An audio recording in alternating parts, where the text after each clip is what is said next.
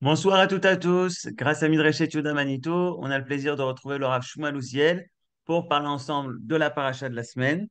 On est donc à la paracha de Toldot et on va parler donc de cette rencontre, de cette prière Yitzhak et Rivka. Le titre exact, c'est Au-delà des mots, quand la prière devient rencontre, les leçons d'Yitzhak et Rivka.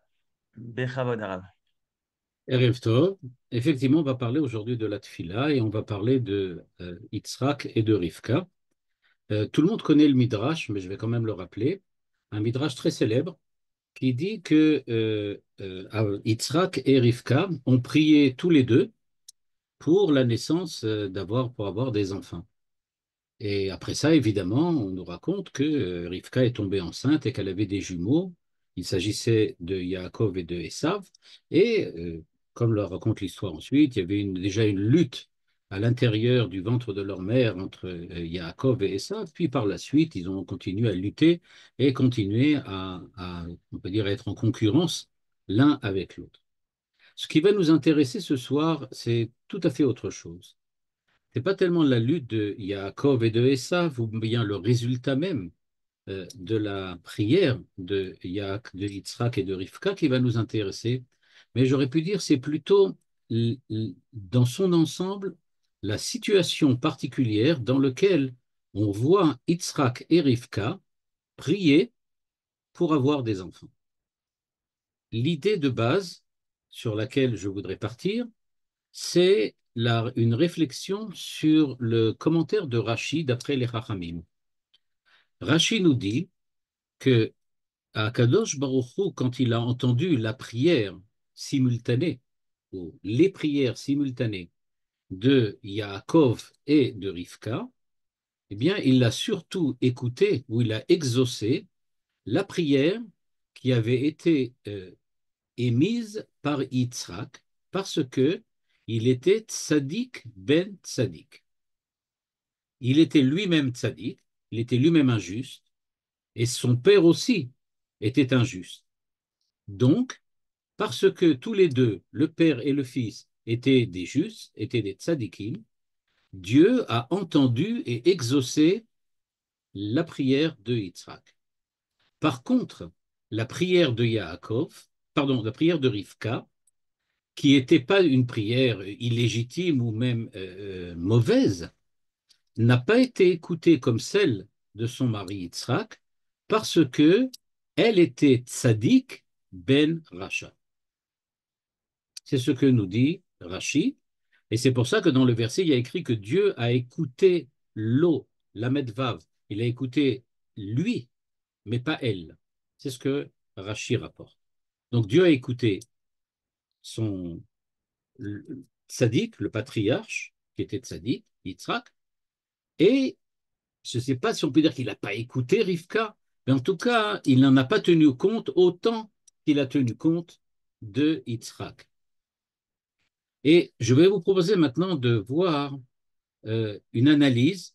C'est une analyse du Rav Luria, mais encore dans lequel j'ai rajouté et enlevé un certain nombre d'éléments, dans lequel on va découvrir comment on peut comprendre cette idée qui est parfois un peu difficile à comprendre, à savoir pourquoi la prière d'un tzaddik, fils d'un tzaddik, est-elle mieux ou meilleure ou plus, je vais dire comme ça, est plus capable d'être exaucée que celle de celui qui est tzaddik lui-même, mais dont le père était pas si tzaddik que ça.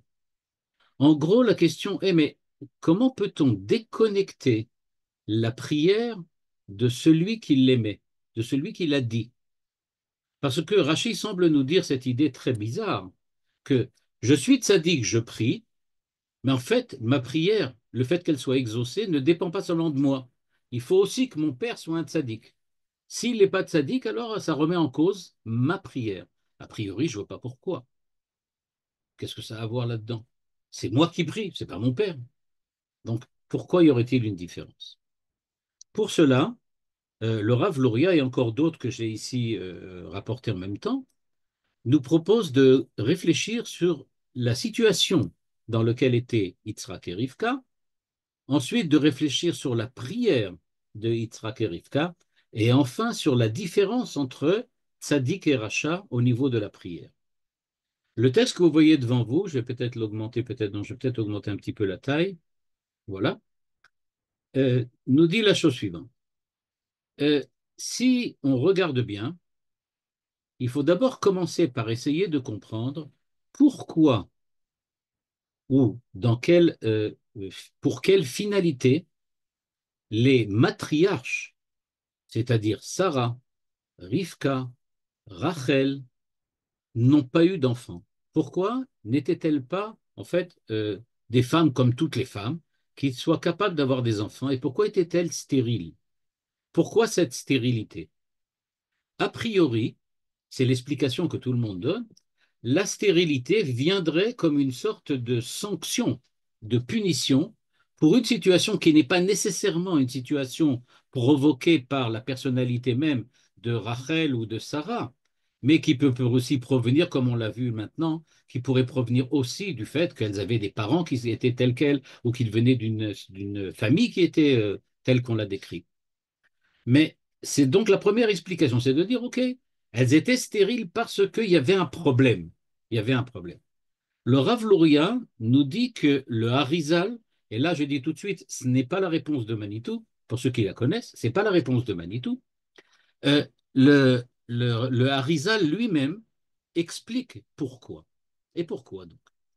D'après le Harizal, donc le grand maître de la Kabbale de Tzfat du XVIe siècle, et celui qui est devenu par la suite le maître ultime de la Kabbalah, il y a deux finalités à la présence des patriarches dans l'histoire d'Israël.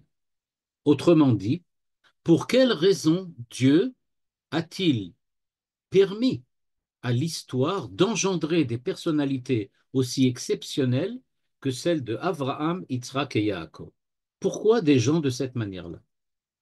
Eh bien, nous dit le Harizal, parce que Dieu attendait deux résultats tout à fait différents, mais complémentaires, de leur présence dans l'histoire. La première, c'est à la ligne 4 devant vous, la première consiste à construire le peuple d'Israël. Dieu a besoin de j'aurais pu dire, de l'association, du partenariat de Abraham avec Yitzhak, avec Yaakov et avec lui, parce que il désire construire le peuple d'Israël comme le support du royaume divin et donc comme le support de la Torah. C'est-à-dire, Dieu veut être présent dans le monde et pour cela, il a besoin du peuple d'Israël. Quand on dit qu'il a besoin, c'est évidemment pas un besoin, mais c'est au sens que il a le désir que cela se passe de cette manière-là. Il a le désir donc qu'il y ait présence de Avraham, Yitzhak et Yaakov pour pouvoir que se crée le royaume divin grâce à la présence d'Israël. Donc, on a besoin, entre guillemets, des patriarches. Ça, c'est la raison pour laquelle Dieu a donc permis, d'une certaine façon, ce que le Rav Luria dit ici, que d'après un autre texte chassidique aussi, c'est la même idée, il a donc permis la présence dans l'histoire de Avraham, Yitzhak et Yaakov. Manitou peut-être aurait été d'accord avec ce qui est écrit ici. Dans un deuxième point de vue, complètement différent, mais on va le voir complémentaire, pour quelle raison, dit le Harizal, Dieu a-t-il donc amené les âmes de Avraham, Yitzhak et Yaakov à apparaître dans le monde? Parce que le monde en tant que tel, et attention, c'est différent de ce qu'on a dit maintenant, le monde en tant que tel est imparfait. Il existe une imperfection fondamentale, et pas seulement depuis la faute d'Adam Arishon, mais dans le monde en tant que tel, il existe quelque chose d'imparfait. Le monde n'est pas parfait. Il manque quelque chose au monde. Et donc, puisque le monde a été créé de manière imparfaite, on a besoin, dit Dieu, que l'homme parfait, Abraham, Yitzhak, Yaakov, intervienne dans l'histoire pour changer cette imperfection, la transformer et permettre au monde dans son ensemble d'acquérir une situation qui soit digne de la créature de Dieu. C'est-à-dire, nous dit le Rav Luria, nous attendons Avraham, Yitzhak et Yaakov avec impatience. On a passé Adam Arishon, on a passé Noach, on a passé Nimrod. On attend impatiemment que quelqu'un vienne remettre de l'ordre là-dedans.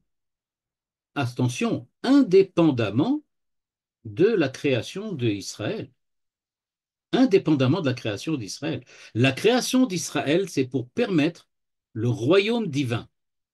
Mais le monde en tant que tel, avant même d'être le royaume divin, a besoin de se débarrasser de cette espèce d'écorce de mal, cette écorce d'imperfection qui l'enveloppe. Et pour enlever cette écorce d'imperfection, on a besoin d'hommes qui soient capables d'agir afin de redonner au monde sa positivité, afin de redorer le blason, on peut dire, du monde en tant que créature. J'aurais pu dire, le Rav Luria ne le dit pas, mais je vais me permettre de le dire, que ça ressemble, pas seulement que ça ressemble, mais que c'est presque l'équivalent de ce que l'on voit plus tard quand on va parler des mitzvot assez et des mitzvot lota assez. On va parler plus tard, quand on va arriver au livre de Shemot, du fait que Dieu va donner des commandements positifs et des commandements négatifs. Le commandement positif, c'est-à-dire faire quelque chose, agir, c'est-à-dire avoir une influence, prendre la responsabilité et avoir une influence sur le monde.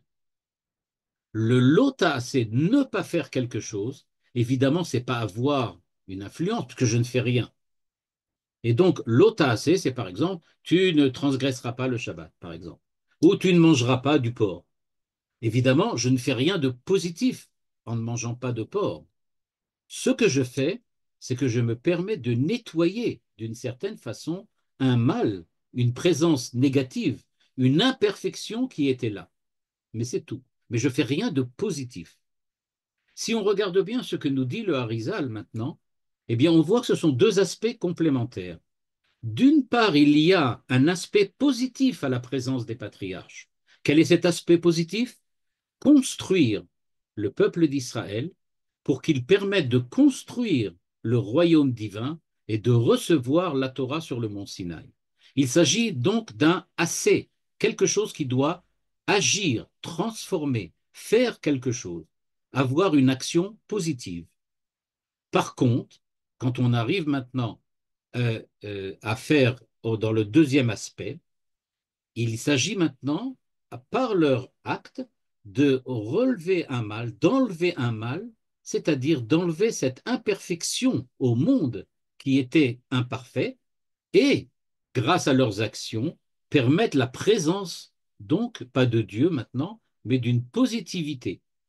On aurait pu dire peut-être, mais je ne sais pas si là c'est tout à fait acceptable, on aurait peut-être pu dire que dans la première finalité, eh bien, il s'agit de donner une nouvelle âme au monde.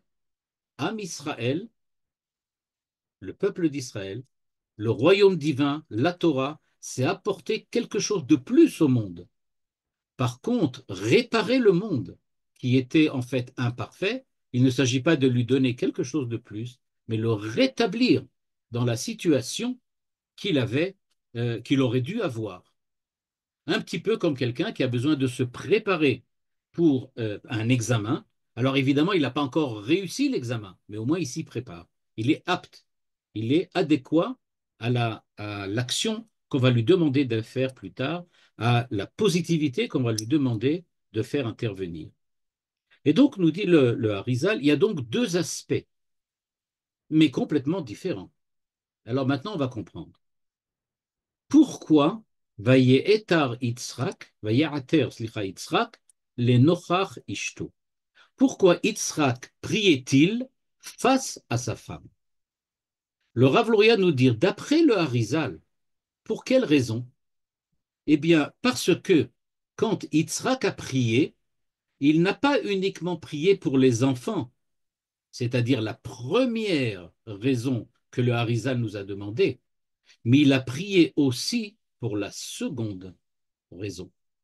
C'est-à-dire que Yitzhak ne voyait pas uniquement le problème de la création du peuple d'Israël, de la création de la famille d'Israël, qui va pouvoir permettre à l'avènement du royaume divin et donc au fait de recevoir la Torah, ce n'est pas uniquement dans cette dimension familiale, j'aurais pu dire, que Yitzhak se plaçait quand il était face à Dieu, mais parce que lui, surtout, priait pour que Dieu revienne sur l'imperfection qu'il avait introduit dans le monde le jour de la création.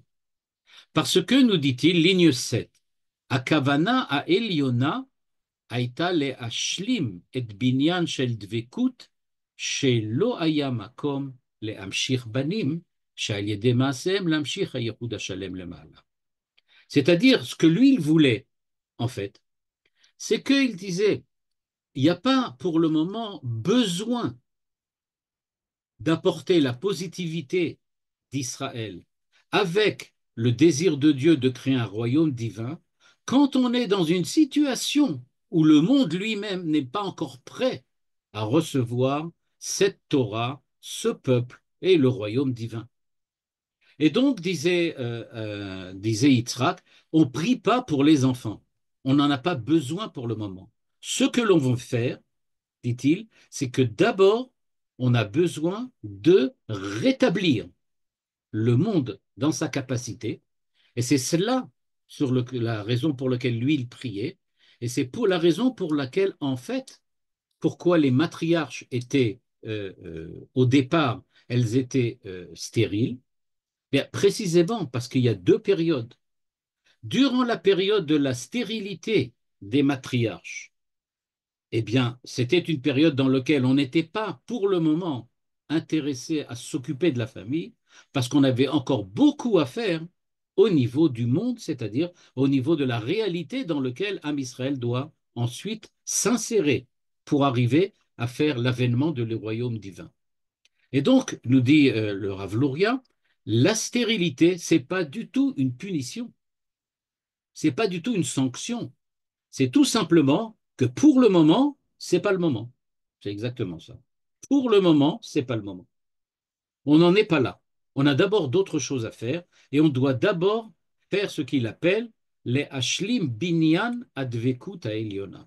On doit remettre le monde face au Créateur et encore une fois, face au Créateur, pas encore avec le Créateur. Avec le Créateur, ça sera plus tard, mais on doit le remettre le monde face au Créateur afin que la réalité du monde soit apte à ce que les enfants d'Israël puissent y arriver, que Dieu puisse y donner la Torah et qu'en fin de compte, cela puisse déboucher sur les temps messianiques et l'avènement du royaume de Dieu. Donc, en fait, nous dit le Rav Luria, il faut bien comprendre. Abraham était marié avec Sarah. Elle était stérile. Ben oui. Parce que dans le monde dans lequel il vivait, il n'y a pas de place pour Yitzhak encore. Yitzhak n'est pas encore à son temps. On doit encore attendre pour pouvoir arriver à donner une place de choix, on peut dire, à Yitzhak. Tant que le monde n'est pas prêt à recevoir Yitzhak, il n'y a pas de raison qu'il naisse. De la même manière, ça s'est produit avec Rivka, et de la même manière, ça s'est produit évidemment avec les autres, avec Rachel. C'est-à-dire, ce qu'on attend, c'est qu'on attend il se crée les conditions nécessaires et suffisantes pour qu'il y ait l'avènement de la seconde finalité de la présence des patriarches, à savoir la création de l'État d'Israël. Pardon, de l'État d'Israël, j'étais un peu rapidement. La création du peuple d'Israël. Pas aller aussi vite. En tout cas, qu'est-ce qu'on apprend déjà de là, d'après le Rav Luria? On apprend donc maintenant que cette prière de Yitzhak et de Rivka, c'est évidemment pas la même. Rivka prie pour les enfants. Yitzhak prie pour rétablir l'équilibre dans le monde. Et ce n'est pas du tout la même prière. Donc, quand on nous dit qu'il a écouté sa prière parce qu'il est tzaddik ben tzaddik, et pas sa prière à elle parce qu'elle est tzaddik ben racha, en fait, le Midrash vient nous dévoiler la raison pour laquelle la prière de Rivka n'avait pas été écoutée. Parce que, en fait, elle est tzaddik ben racha. Ça veut dire quoi? Ça veut dire que, regarde Rivka, ton père, est-ce qu'il n'est pas lui la raison pour laquelle, justement, on ne peut pas avoir d'enfant. Pour quelle raison, Rivka, toi, tu ne peux pas avoir d'enfant? Parce que ton père, Lavan, ou Bethuel, pardon, est là. C'est-à-dire ces Rechaïm qui sont là, ce mal qui est présent, cette imperfection permanente qui se trouve dans le monde, a besoin tout d'abord d'être éradiqué. Après ça, on pourra parler de faire quelque chose de positif et de créer. Et donc, Tzadik Ben Racha, c'est pas que sa prière n'est pas bien, mais c'est qu'il y a encore quelque chose qui manque dans la prière de Rivka. Ce qui manque dans sa prière, c'est qu'elle ne voit pas suffisamment en quoi le rachat, son père, la gêne pour pouvoir précisément avoir des enfants. C'est pour ça que le tzaddik ben tzaddik, celui qui est déjà, qui a compris, qui a saisi, qui déjà a la perception de ce que le monde doit devenir, parce que lui, il a la perception du tzaddik et de celle de son père aussi, il est capable de comprendre ce qu'il faut d'abord déjà rétablir pour ensuite, par la suite, permettre l'avènement d'une famille avec des enfants qui soient capables de je veux dire comme ça, maintenir le monde dans cette perfection qu'il a maintenant atteinte et ensuite avoir des enfants pour faire perdurer ça jusqu'au royaume divin, jusqu'au temps messianique. Deuxième aspect maintenant que nous allons aborder, donc ce premier aspect, ça nous explique déjà un petit peu qu'est-ce que c'est Tzadik Ben Tzadik et Tzadik Ben Racha. Dans un deuxième aspect, on va essayer maintenant de comprendre Tzadik Ben Tzadik et Tzadik Ben Racha en le déconnectant des Avot, en le déconnectant des patriarches. C'est-à-dire que dans cette deuxième analyse, qui est aussi une analyse du Rav Lauréat, mais encore d'autres penseurs, euh, il doit avoir dans la prière du tzaddik, fils de tzaddik, quelque chose qui fait qu'elle est différente de nature elle est différente de nature de la prière du tzaddik ben Racha. Et pour comprendre cela, on va aller voir maintenant un autre plan de la prière. Donc, on laisse pour le moment la prière des patriarches. Notre problème jusqu'à présent, c'était pourquoi y a-t-il des patriarches? On a répondu qu'il y a deux aspects. Le premier aspect nous permet de comprendre pourquoi il faut des enfants. Le second, pourquoi le monde doit être parfait. Et on a donc compris que c'est d'abord la première étape qui doit se faire, tzaddik ben tzaddik, et après ça, on peut aussi recevoir la deuxième. Maintenant, on va laisser de côté cette idée de patriarche et on va prendre maintenant la prière en tant que telle. On oublie les patriarches maintenant. Et maintenant, prenons la prière en tant que telle. On va maintenant se poser la question. Pourquoi donc une prière d'un tzaddik, fils de tzaddik, serait-elle meilleure que tzaddik ben Racha, indépendamment de ce qui se passe avec les patriarches? Les patriarches, ils ont leur situation, etc. Maintenant, on parle de quelque chose de plus général, de plus global, au niveau du, on peut dire comme ça, de la prière en tant que l'aspect générique, le genre même de la prière. Et pour cela, dans un commentaire, qui n'est pas celui du Rav Louria, en tout cas pas complètement, on fait, on essaye de rapprocher ces deux prières d'autre chose, la différence qu'il y aurait entre la prière de Shabbat et la prière des jours de semaine. Alors, les jours de semaine, ça correspondrait à la prière du tzaddik fils de Racha, fils de mécréant, et le Shabbat, ça serait le tzaddik ben tzaddik. Attention, je n'ai pas dit que c'est ça, mais on va tout de suite comprendre en faisant la différenciation entre la prière du Shabbat avec la prière des jours de semaine, on va comprendre que l'idée qui fonde cette différence entre les deux prières va en fait nous permettre de comprendre la différence entre la prière du tzaddik et du rachat. En effet, quelle est la différence? La différence fondamentale entre la prière du Shabbat et la prière des jours de semaine, c'est que durant les jours de semaine, on demande à Dieu un certain nombre de demandes. C'est-à-dire, on attend de Dieu qu'il exauce nos prières, c'est-à-dire qu'il nous donne ce que nous lui demandons. Nous lui demandons la sagesse, nous lui demandons de nous aider à faire tchouva, nous lui demandons d'éradiquer tous nos ennemis, nous lui demandons de rétablir la justice, de donner je ne sais pas, la pluie, etc., etc. On a 18 demandes comme ça, pas 18, enfin, il y a seulement 12 au milieu, mais 12 ou 13. Donc, on a 12 ou 13 demandes que l'on adresse à Dieu, et c'est donc ça ce qui fait le cœur de la prière des jours de semaine.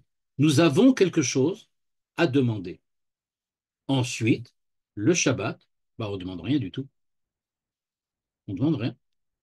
Qu'est-ce qu'on fait?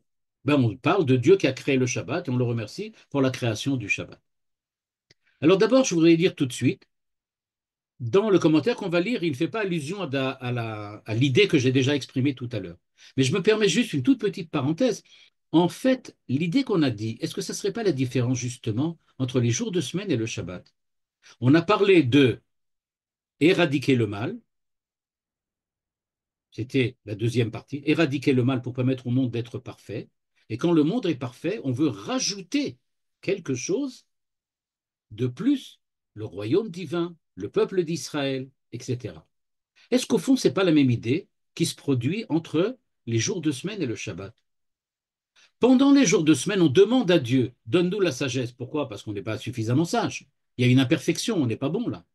On lui demande, donne-nous la santé. Ben oui, parce que ça ne marche pas, on est malade. On lui demande, donne-nous la paix. Pourquoi? Parce que ça, il y a la guerre, etc., etc. En fait, est-ce que pendant les jours de semaine, on n'est pas dans l'optique de Yitzhak dans la première partie, dans lequel on demande à Dieu le mal, d'éradiquer le mal et de nous permettre d'être dans un monde parfait afin, le Shabbat, on n'a plus besoin de demander à Dieu qu'il éradique le mal est déjà parti. Alors qu'est-ce qu'on lui demande? Ben, rien du tout. On maintenant ce que l'on veut, on est digne, le monde est parfait, on est digne de recevoir ce que Dieu veut nous donner, et donc on vient fêter le Shabbat, c'est-à-dire le jour où Dieu est présent. Comme on dit, Shabbat me'en olam haba. C'est un petit peu du olam haba, c'est un petit peu des temps messianiques, c'est un petit peu du royaume divin. Et donc, qu'est-ce qu'on fait en fait? Bien que ici, ce n'est pas dit dans le texte. Eh bien, en fait, on pourrait faire le rapprochement entre les deux et dire que ce qui s'est passé au temps de Yitzhak, au fond, c'est peut-être ce qui se passe toutes les semaines à notre époque. Toutes les semaines, nous éradiquons le mal avec l'aide de Dieu, avec la prière durant les jours de semaine, et arrive le Shabbat, on s'occupe à rajouter quelque chose, à remplir, on peut dire comme ça, le récipient que nous avons préparé durant la semaine, nous le remplissons avec une positivité qui n'y était pas encore présente, c'est-à-dire avec la présence de Dieu, avec Me'en Olamab. Donc ça serait peut-être une idée qui, à mon avis, fonctionne aussi. Mais ce n'est pas dit dans le texte. Ce que dit le texte, c'est autre chose. Il nous dit, regardez la différence entre Shabbat et les fêtes. Et c'est le Rav Luria qui d'ailleurs pose cette question.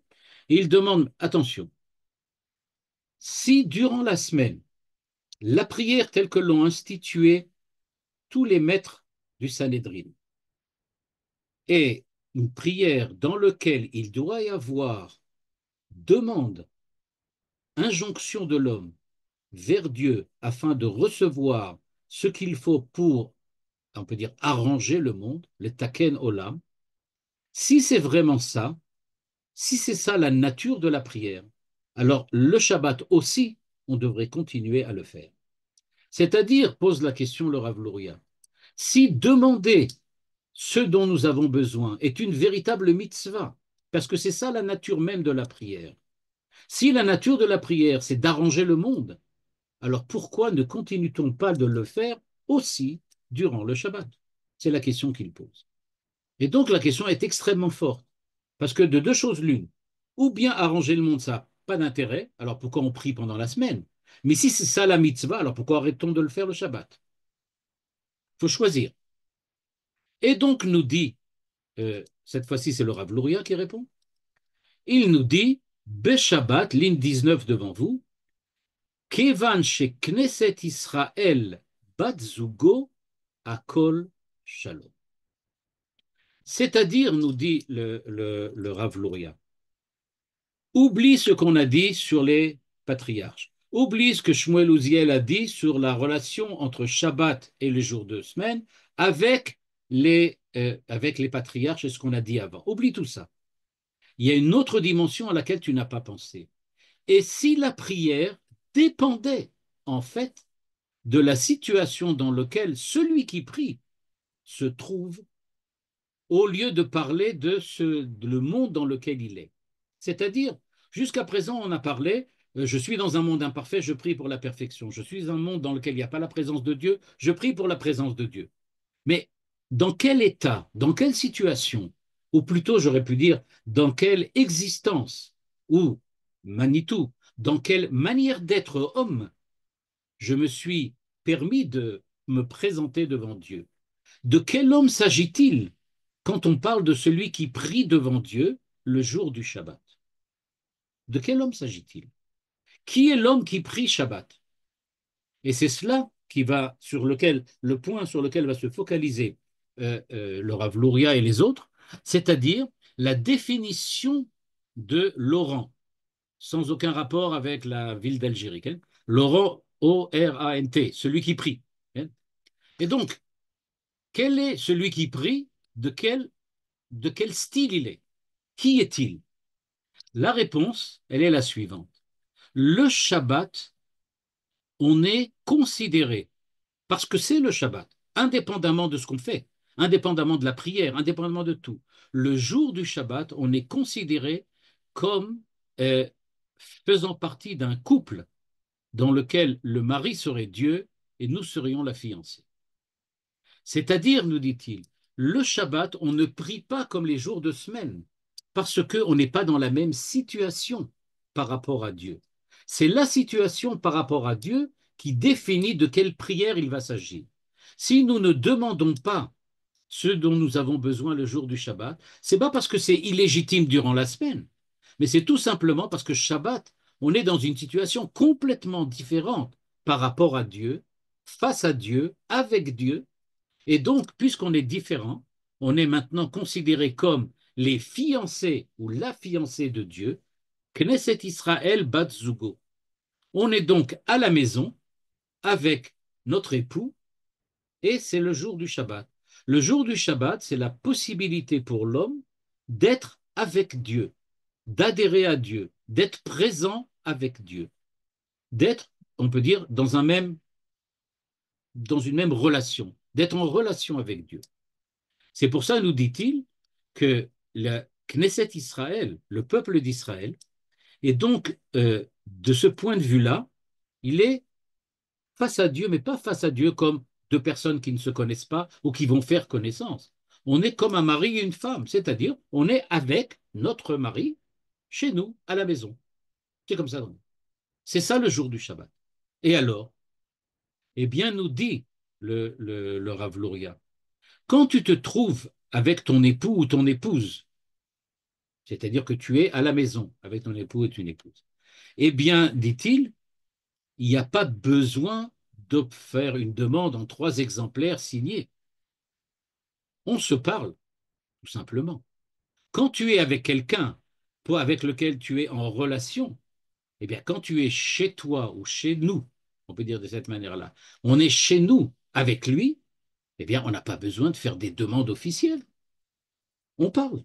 Ça fait partie, j'aurais pu dire, de l'existence, ça fait partie de la vie. C'est quelque chose qui est inhérent au fait même que nous sommes présents avec Dieu. Et donc, nous dit le Rav Luria, ligne 21, Etsem amidata adam lifne ameler, i be'atzma bechinat tefila. Et donc, le fait même que l'on soit avec Dieu, devant Dieu, avec lui en permanence, en relation permanente avec lui, fait que c'est cela déjà la prière. Il n'y a pas besoin de prière dans le sens de mots, il n'y a pas besoin de sidour, il n'y a pas besoin de tfilin, il n'y a pas besoin de talit. Le jour du Shabbat, on est complètement avec Dieu. Et donc, on parle naturellement avec lui. Donc, on n'a pas besoin de la prière institutionnelle, j'aurais pu dire, comme les demandes institutionnelles que l'on fait durant la semaine. Il y a une prière le Shabbat, mais ce n'est pas du tout le même style de prière. C'est un dialogue, c'est une relation personnelle que nous avons avec Dieu et on lui parle. Donc ça n'a aucun rapport avec ce qui se passe durant la semaine. Comme dit David Ameller, Ve'ani tefila. Le fait même que je sois là avec toi, c'est ça la prière. Il n'y a pas besoin d'autre chose. Je suis avec Dieu parce que le jour du Shabbat, dit le Rav Luria, je ne suis pas comme quelqu'un qui est le sujet d'un roi et qui vient quémander ce dont il a besoin. Je suis avec Dieu comme sa femme, c'est-à-dire, j'ai rien besoin de lui demander qu'il ne veuille pas lui aussi. Mais tout le problème, c'est de savoir si on va le faire ou on ne va pas le faire, comme dans le cas d'un mari et d'une femme. Et donc, nous dit-il, Ve'ani tefila. C'est moi en tant que présent chez toi et toi en tant que présent chez moi. En gros, c'est nous présents chez nous qui fait que on est déjà dans un état de prière. Imaginez, durant la semaine, on essaye de créer une relation avec notre prière. On essaye de parler avec Dieu, alors on lui demande quelque chose, on espère qu'il va nous répondre, que ça va être positif, etc. Le jour du Shabbat, on n'a pas besoin de créer une relation. Nous la vivons déjà, cette relation. Me'en olam haba. Et comme c'est Me'en olam haba, eh bien, nous vivons la relation, nous vivons donc un état de prière permanente. Et il traduit ça, ligne 22 au début de la ligne. עצם המציאות שלי, שאני עומד לפני המלך, היא בעצמה תפילה. C'est ça l'énorme chidouche du Rav Luria et des autres commentateurs qui sont d'accord avec lui. Le jour du Shabbat, nous sommes dans un état de relation saine, construite avec Dieu. Et donc, nous n'avons pas besoin de lui demander quoi que ce soit. Nous parlons avec lui. Nous sommes dans un état de dialogue. Mais pourquoi? Comment se fait-il en fait qu'on n'a pas besoin de lui demander? Et si maintenant on admettait, ça peut arriver, que la femme, il lui manque des chaussures, ça arrive très souvent, ou bien il lui manque d'autres choses, d'autres éléments de sa garde-robe. Alors donc, qu'est-ce qu'il va faire? Ça manque, ça manque. On ne peut pas dire que c'est pas vrai. Donc ça manque. Alors pourquoi on ne pourrait pas le dire le Shabbat aussi? Alors, on est à la maison, le mari est là, on pourrait lui dire, regarde regarde la garde-robe, il manque, il y a quelque chose qui ne va pas. Alors pourquoi on ne pourrait pas le dire? Et il dit justement, parce que à partir du moment où on est avec Dieu, alors j'ai pas besoin de lui dire ce qui manque. Évidemment qu'il sait ce qui manque. Parce que la garde-robe, il l'ouvre aussi, lui. Donc il a bien vu ça. Ça veut dire, nous dit le Rav Luria, on n'a pas besoin de dire à Dieu ce qui nous manque, parce que c'est une évidence.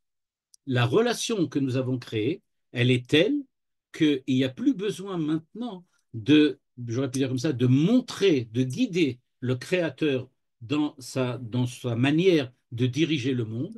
On n'a pas besoin de dire au Créateur, on aurait besoin de cela, on voudrait bien que tu changes ceci. Non, c'est évident qu'il le connaît. Alors qu'est-ce qu'on fait quand on fait la prière? Eh bien, on exprime tout simplement le fait que nous sommes heureux, contents d'être avec lui. C'est tout. C'est ce qu'on fait le Shabbat. Donc on ne demande rien. Et c'est ça ce qui fait la différence entre les deux prières.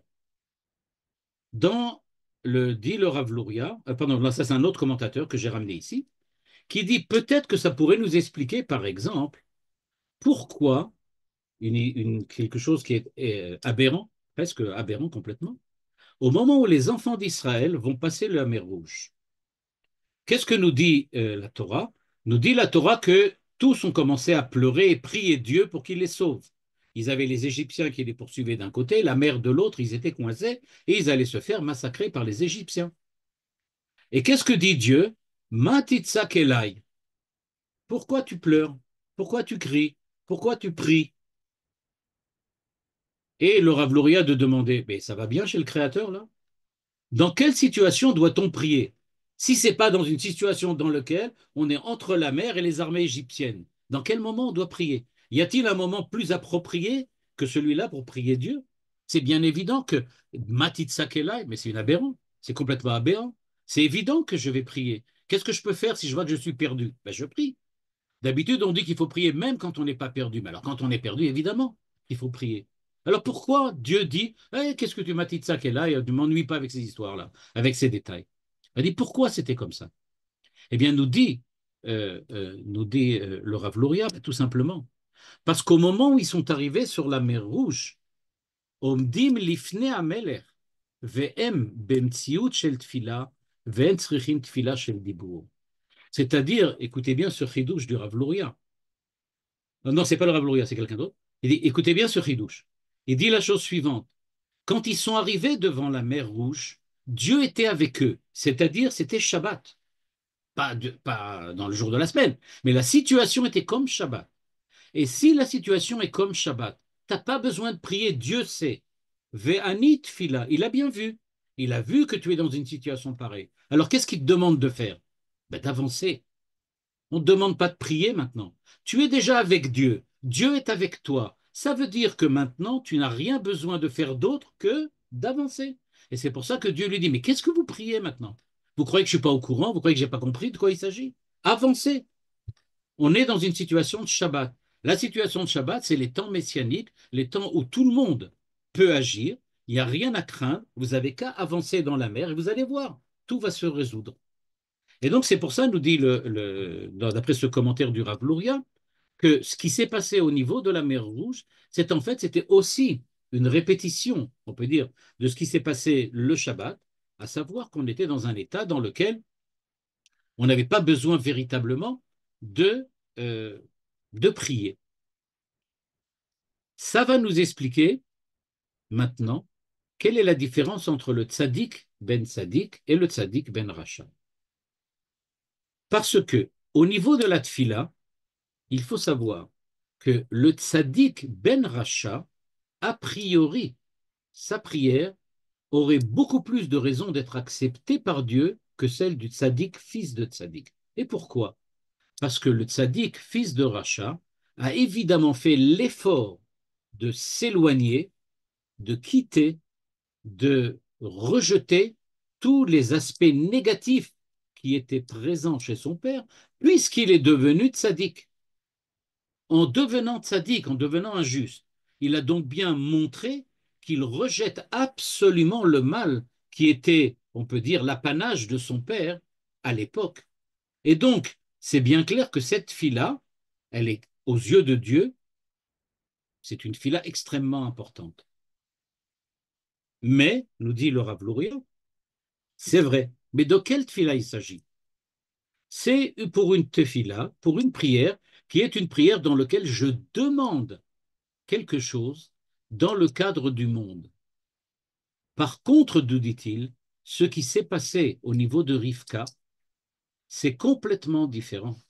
Dans ce cas-là, effectivement, la prière aurait dû être entendue parce qu'elle était tzaddik ben Racha, tzaddiket ben Racha, et donc elle aurait dû être acceptée, cette fille-là, au moins aussi facilement que celle de Yitzhak. Mais nous dit-il, non, c'est pas ça. Elle, ce qu'elle a voulu, elle a voulu un miracle. Elle a voulu transformer la nature en quelque chose de miraculeux. En fait, elle était stérile et elle voulait, un petit peu comme au moment du passage de la mer Rouge, elle voulait, eh bien, qu'il y ait un miracle qui se produise. Demander à Dieu dans la Shmona Esrei, c'est pas demander que Dieu fasse des miracles, c'est demander qu'à l'intérieur de la justice divine qui dirige le monde selon les combinaisons naturelles de ce monde, c'est demander que Dieu nous octroie ce dont nous avons besoin. À aucun moment dans la prière, on demande un miracle. Quand on dit la malcheni maltei tikva, on demande que Dieu intervienne dans le cadre des armées. C'est pas que Dieu va descendre du ciel pour combattre le Hezbollah ou combattre le Hamas. Dieu va pas descendre parce qu'on a fait une prière, il va pas descendre brusquement sur terre. Mais il faut qu'il y ait des soldats qui se battent aussi. Et c'est à l'intérieur des armées d'Israël que Dieu va intervenir. Donc, nous dit le Rav Luria, tant qu'il s'agit d'une prière classique, on comprend tout à fait pourquoi, dans une cas d'une prière classique, le tzaddik, fils d'un rachat, a certainement la priorité sur un tzaddik, fils de tzaddik, parce qu'il a bien montré qu'il est capable d'éradiquer le mal, de surmonter le mal, et que son mérite lui donne très certainement la possibilité que sa prière soit exaucée. Mais nous dit le Rav Luria, regardez ce qu'elle a demandé. Elle a demandé un miracle. Elle a demandé un miracle. Elle est stérile, elle va avoir des enfants. Au niveau du passage de la mer Rouge, qu'est-ce que les enfants d'Israël ont demandé? La même chose. Ils ont dit, On voudrait que dans le cadre de la nature, ça ne marche pas. Eh ben, pourquoi ça ne marche pas? On est bloqué, les Égyptiens à droite, le mer Rouge à gauche. On peut aller nulle part. Donc, qu'est-ce qu'on te demande? Fais-nous un miracle.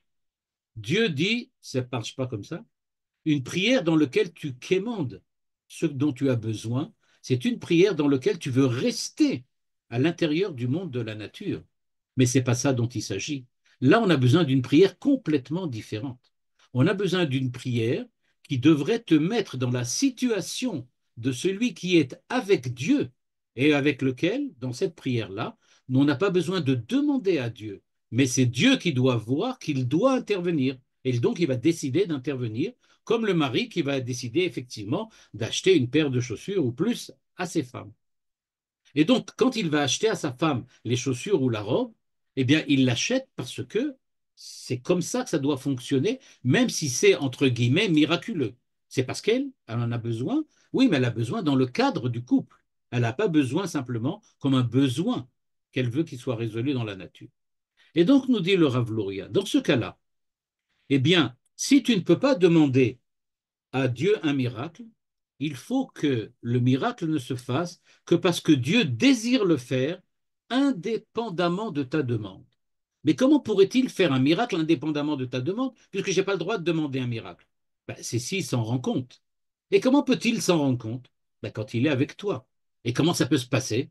Eh bien, quand tu es avec lui, c'est-à-dire quand tu es dans la situation dans laquelle tu es considéré comme sa fiancée et que tu résides avec lui tout le temps, en permanence, dans son foyer, avec lui.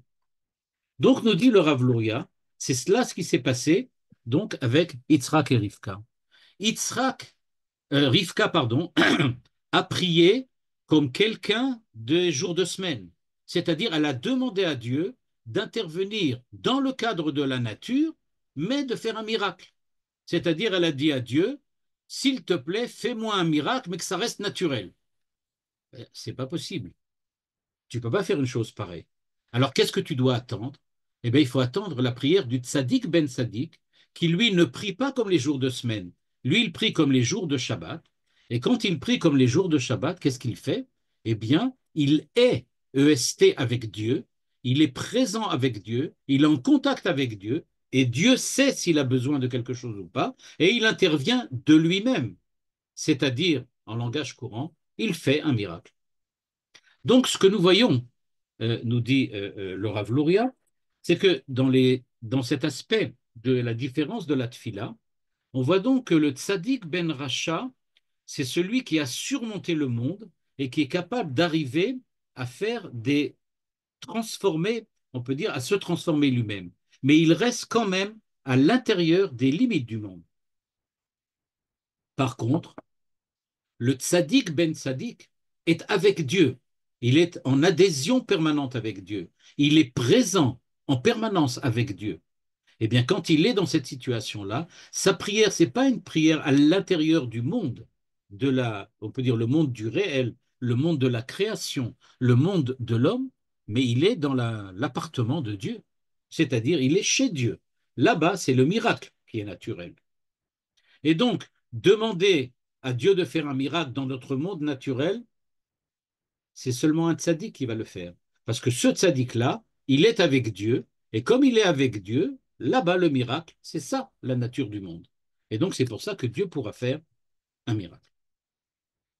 Il n'en demeure pas moins qu'il y a encore juste un petit point qui reste à éclaircir, c'est le point qui est exprimé ici à la ligne 28. En quoi la prière que nous adressons à Dieu est-elle parfaite ou imparfaite? Qu'est-ce qui peut changer la perfection de la prière? Il nous dit à la ligne 28, Tefila sheba'a al yede otiyot yeshba meniot, kevan sheotiyot atfila hem derech שעל ידה בא השפע, ולכן צריכים שתהיה שפילה שלמה, וכשאינה שלמה אין השפע יכול לבוא. אבל העומד לפני המלך מקבל מן המלך עצמו מבלי שיצטרך לבנות צינורות, שתבוא אליו הבקשה, ולכן גם מי שאינו ראוי יכול לקבל. Idée que rajoute ici le Rav Luria. Il nous dit, faites très très attention, il y a une énorme différence entre la prière de David, Ve'anit Fila, et la prière que nous adressons à Dieu avec le sidour, avec les paroles, avec la bouche. Et pourquoi? Parce qu'il nous dit, il faut savoir construire la tfila. La tfila, c'est une demande. On s'adresse à Dieu. C'est pas un dialogue simple, courant.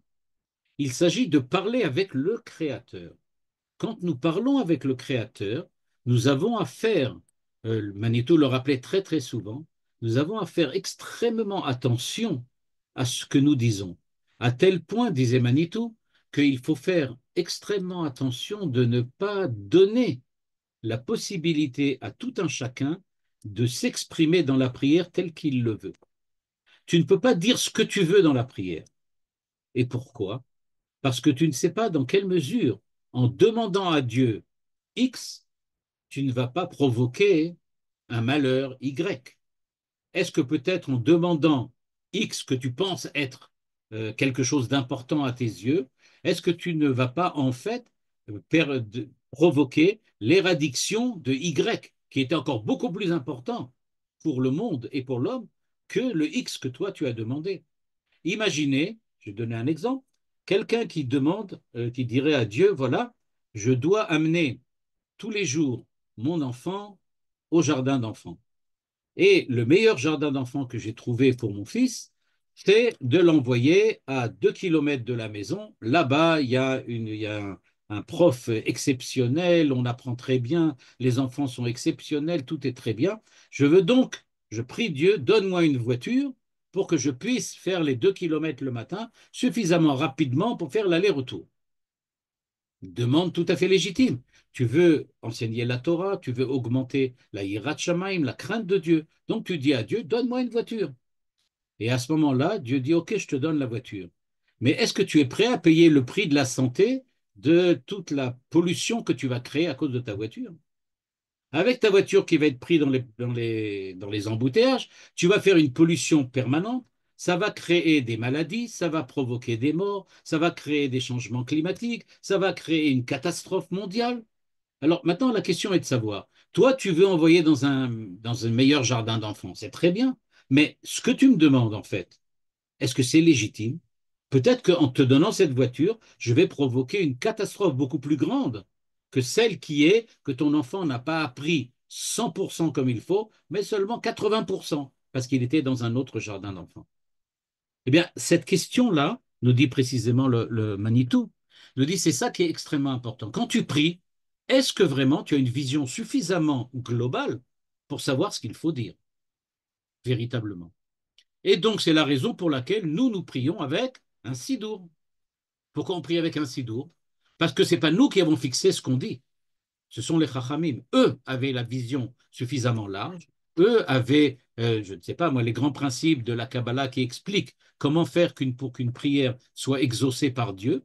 Et donc, eux qui avaient une vision globale, générale, et qui comprenaient ce qu'était la prière, un peu comme les prophètes, dont les kabbalistes, d'après Manitou, étaient en fait les héritiers, eh bien, donc, il dit-il, la Kabbalah qui hérite de la prophétie, elle sait ce que veut dire prier, et donc elle sait dire dans le sidour ce qu'il faut dire.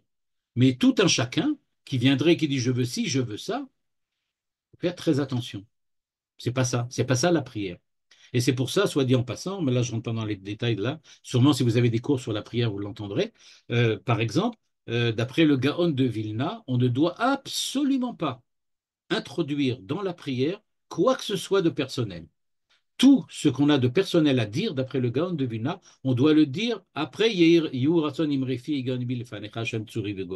c'est-à-dire dans la fin, à la fin du Shemona Esrei, quand on dit Elohai netzor le shonimera, osvatai midaber mima, etc. Dans ce paragraphe-là, dis ce que tu veux, parce que la prière est déjà finie. La prière, tu ne dois absolument rien changer. D'autres disent que non, ils ne sont pas d'accord avec le Gaon de Vilna. Et dit, tu peux dire à chaque bracha quelque chose de personnel en rapport. Et c'est en général comme ça qu'est fixée la halakha. Mais si je vous ai parlé du Gaon de Vilna, c'est pour montrer combien, dans le cadre de la prière, il faut être extrêmement prudent et ne pas, on peut dire, se jeter sur la prière comme si c'était une évidence et savoir faire ce qu'il faut. Ben, c'est ce que nous dit ici le Rav Luria. Il nous dit, le tzaddik ben tzaddik n'a pas besoin de prononcer des mots. Il est avec Dieu. Dieu voit ce dont il a besoin. Il n'a pas besoin de dire ce dont il a besoin ou pas. C'est une évidence. Dieu le lui donnera ou ne le lui donnera pas. C'est pas lui qui va provoquer, on peut dire, l'acte ou l'action de Dieu. Il va se contenter de lui présenter la situation dans laquelle ils sont tous les deux, Dieu et l'homme. Par contre, le tzaddik ben Racha veut changer, veut transformer. Et donc, c'est pour ça qu'il s'adresse à Dieu en tant que demandeur, en tant que désirant qu'il y ait une transformation. Et donc, nous dit-il, c'est cette transformation qui risque d'être dangereuse si elle n'est pas véritablement contrôlée comme il faut. Et donc, c'est pour cela que le tzaddik ben Racha, qui est donc dans un état de demandeur, de requérir quelque chose, doit faire extrêmement attention et qu'il n'est pas toujours celui qui peut être capable de faire la prière qui sera exaucée, justement, parce que peut-être sa prière n'est pas la prière adéquate. Donc, pour résumer, ce que nous avons vu, c'est que la différence entre Yitzhak et Rivka, on l'a vu selon, on peut dire comme ça, deux ou trois niveaux. Le premier niveau que nous avons vu, c'est un niveau dans lequel la prière était considérée comme une prière dans les patriarches, c'est-à-dire dans le cadre des patriarches. Et on a vu que pour les patriarches, il y avait deux aspects à la mission que Dieu leur avait proposée, soit créer le peuple d'Israël, soit rétablir l'ordre du monde. On avait vu que à l'époque de Yitzhak, on n'en était pas encore et de Sarah, et on n'était pas encore allé dans l'état de pouvoir euh, euh, rajouter quelque chose de positif dans le monde, il fallait encore éradiquer le mal présent, d'où le fait qu'elles étaient stériles et le fait que la prière devait donc être une prière qui ne portait pas encore sur les enfants, mais sur le rétablissement de l'ordre du monde. Dans un deuxième aspect, on avait vu que c'est la différence entre les jours de semaine et le Shabbat. Le Shabbat, on est avec Dieu, on est présent à Dieu, on est en contact avec Dieu. C'est pour cela que notre prière est une prière sans mots, en silence. C'est la présence même, l'existence même de l'homme qui s'exprime par la présence qu'il a face à Dieu, et donc il n'y a pas besoin de parler. Ça, c'est le tzaddik ben tzaddik. Le tzaddik ben Racha, c'est la prière des jours de semaine, dans lequel nous exprimons des besoins pour que Dieu nous aide à les résoudre dans le cadre de la nature, mais certainement pas de faire des miracles. Troisième aspect, on ne fait pas des miracles. On peut seulement rétablir la nature. Le Shabbat, Dieu fait des miracles parce qu'il le veut, mais pas parce que nous le lui demandons.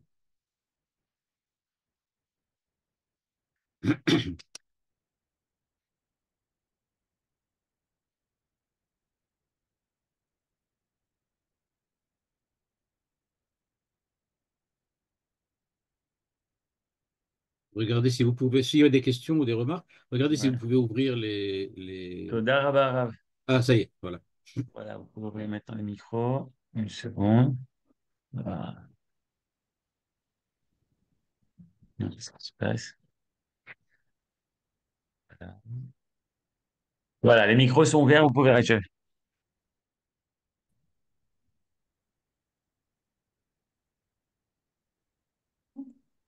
Voilà.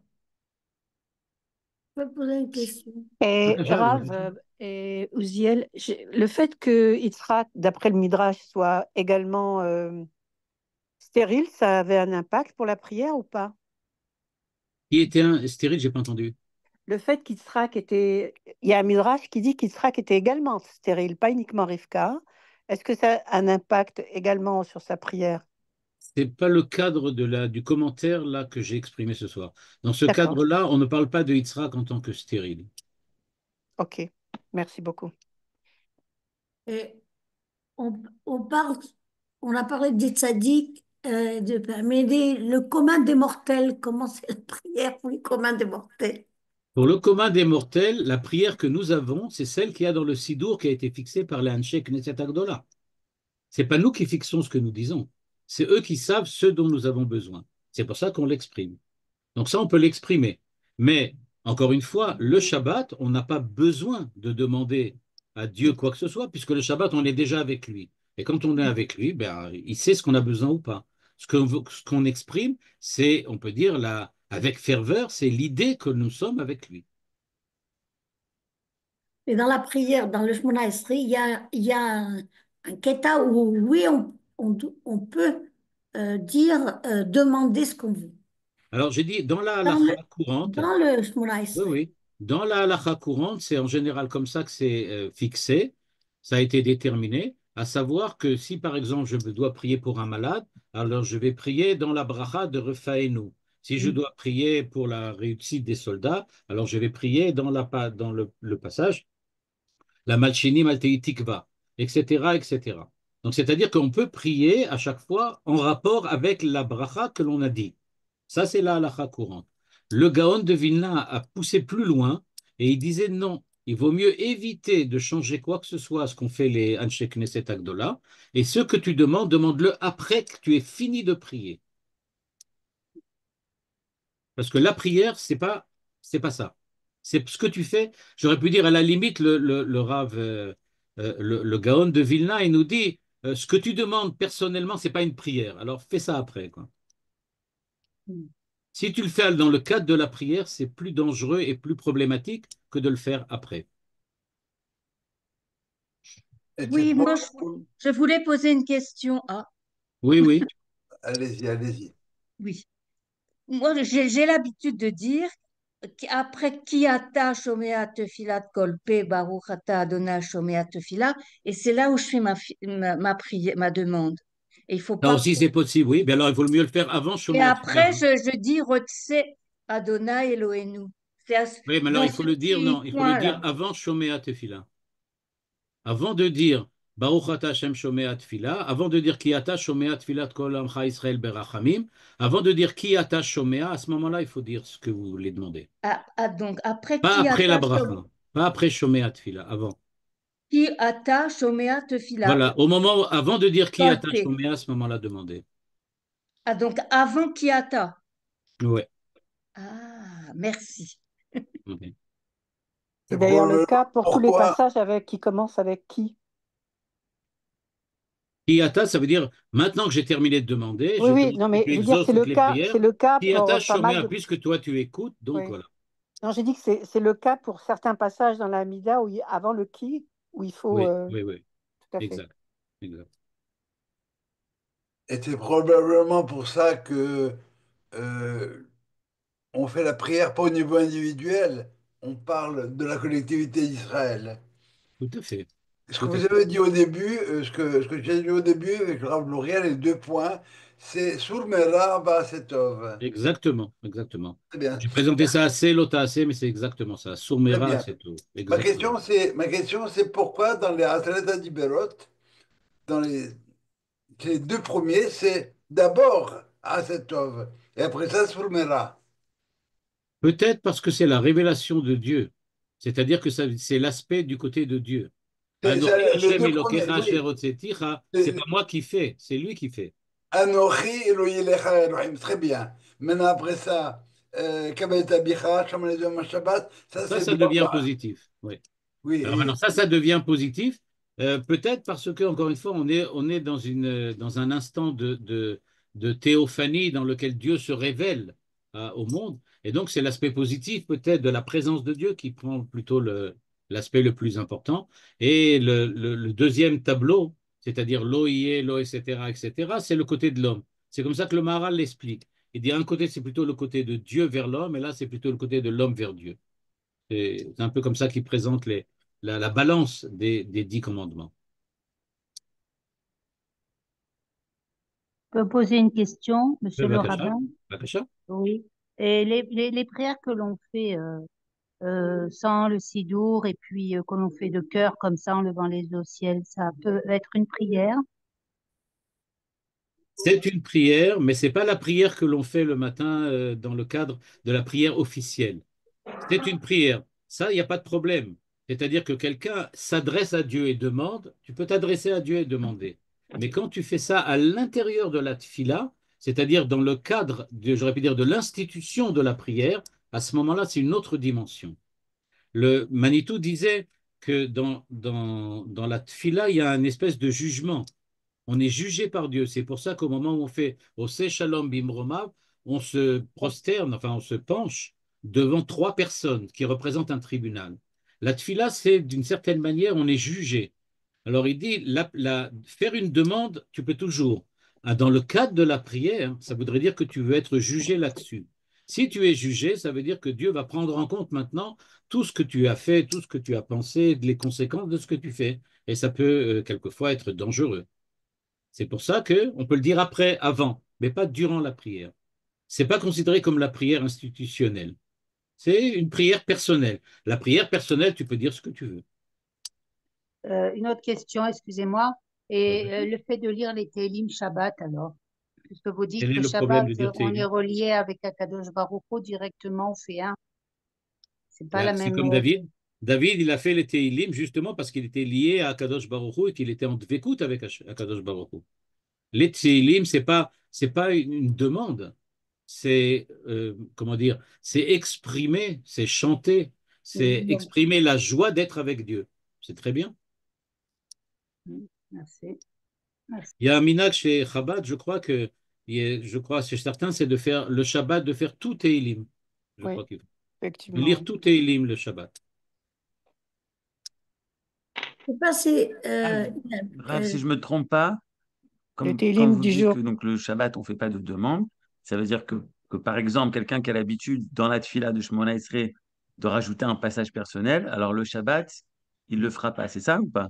Mais le passage personnel ou le rajouter dans le cas de Shabbat, parce que Shabbat, tu n'as pas de bracha, tu n'as pas une bracha dans laquelle tu peux rajouter quelque chose de personnel. Il y a seulement Shabbat, tu peux le faire ou après Modim, ça c'est Besséder. Si tu le fais à la fin, après avec Yehu le Ratsonim Refi, c'est très bien. Tu le fais après, tu peux dire ce que tu veux à ce moment-là. Mais c'est déjà, la pierre est déjà terminée. Vrai, Toda. Parce que tu as dit Yehu le Ratsonim Refi, ça veut dire ça y est, j'ai fini de prier, maintenant je peux demander autre chose. C'est pas la prière, c'est une demande personnelle. Demande personnelle, là, il n'y a aucun problème, Manitou le disait toujours. Il disait la demande personnelle, c'est la tefila que tu fais ce que tu veux, quand tu veux, comme tu veux.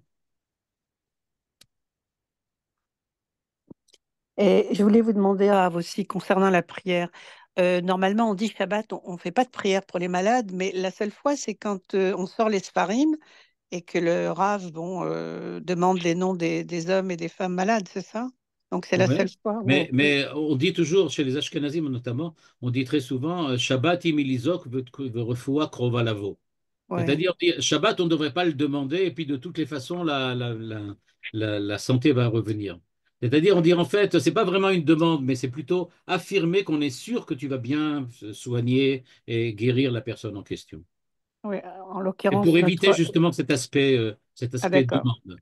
Notre Rav est Ashkenaz et la Keïla est Sfarad. Donc, on a les deux. Oh, ben c'est pareil, ils disent la même chose aussi, Shabbat imilizok. Je sais pas, chez les Sfaradim, on le dit, non? On dit pas? Oui, Shabbat imilizok, on dit pas ça. bien sûr.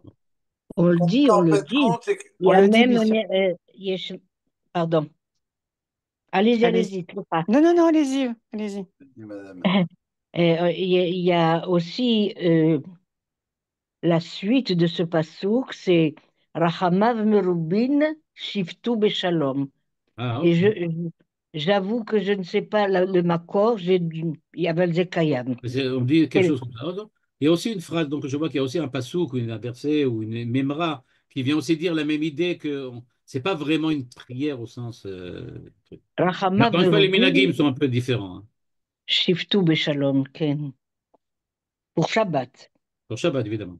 Ouais, on fait bien la prière pour la communauté et pour les soldats, le Shabbat. Donc, il y a toujours une prière qu'on Oui, tout fait. à fait, tout à fait. Au moment où on sort le Sefer Torah. Mais Tout à encore une fait, fois, oui. c'est dans le cas d'une fila plutôt personnelle que dans le cas de la prière instituée. La Mais prière c'est quand même instituée, dans elle le est Sidour, terminée. Rav. C'est Maintenant, on quand peut même le dans le dire. Sidour. Ah oui, mais ça peut être dans le Sidour, ça ne change pas. Et Ouais, pas tout ce qui est dans le d'accord. Sidour, c'est pas été fait par les Ranché Knesset Agdola. On parle du Oui, c'est Shemona vrai. Esrei et de la construction de la Tfila. Tout à fait. Merci beaucoup. Mais pas tout est. Il y a beaucoup de choses qui sont rajoutées que il y a je vais pas dire quelques années, mais il y a quelques dizaines d'années ou centaines d'années, on ne lisait pas. Les Sidourim sont différents. C'est Regardez vrai. ce que le Rambam fait, chez ce qu'on fait chez les Yéménites, etc. C'est pas la même chose exactement. C'est On n'a vrai. pas tous le même Sidour. C'est vrai. Ce qu'on fait quand on fait ça, c'est qu'on ouvre le placard ou l'armoire et on dit à Dieu, tu vois bien qu'il manque une paire de chaussures. Hein? Est-ce que tu as remarqué qu'il manque quelque chose? Par hasard, Est-ce que tu as remarqué? Est-ce que tu as remarqué? Mais il comprend toutes les langues. C'est ma Nechmad, Ben oui. l'Archov. Il comprend toutes les langues. Comme disait le Rav Louria, à condition de savoir parler. La langue dont on Ah, est. Dans la langue dont on est. très bien, très bien. C'est pas Manitou qui disait que c'était une chutzpah de prier. Tout à fait. ouais. Il dit clairement dans plusieurs de ses cours que j'ai entendus vraiment Ouais. en tant que cours, il disait clairement que seuls les prophètes peuvent vraiment prier. Seuls les prophètes. Parce que, soi-disant, on se met à la place de Dieu, on sait mieux que Dieu Exactement. ce qui nous convient, Comme si on savait mieux que Dieu ce qu'il Bien devait fait. faire lui, ouais, alors qu'on ne sait pas vraiment ce qu'on doit faire nous. ouais, C'est un c'est problème en tant que tel. ça. Mais Dieu aime ça. Oui, Parce que oui. Ave, Mit'ave et tfilatam shel tzadikim. bien sûr, il aime ça. Oui, j'ai même entendu, Rav, je ne sais pas si c'est Rav Uziel, et le fait que nos matriarches soient stériles, parce qu'ils voulaient, Akadosh Baruch Hu Quel voulait qu'elles prix. prient. Vous voulez qu'elle prie? Oui, Nahon, oui. nahon. Il C'est ça, existe tout à fait. c'est C'est un juste, pirouche qui mais c'est un existe. Oui. midrash ou je ne sais plus d'où ça Bon, vient. je ne sais plus d'où ça vient aussi, mais je l'ai aussi entendu. Je crois que c'est écrit quelque part. D'accord. Mais je ne me rappelle plus d'où ça vient. Mais moi, je C'est la préfère gratuite. la truc du Rav Louria, qui dit qu'on n'a pas besoin d'avoir des enfants à ce moment-là. Toda rabba, Shabbat Shalom, Rav Tout le Uziel. tout. Toda rabba. Shabbat shalom לכולם. Chapeau à- בשורות טובות. Shabbat Shabbat shalom. shalom. Shabbat shalom.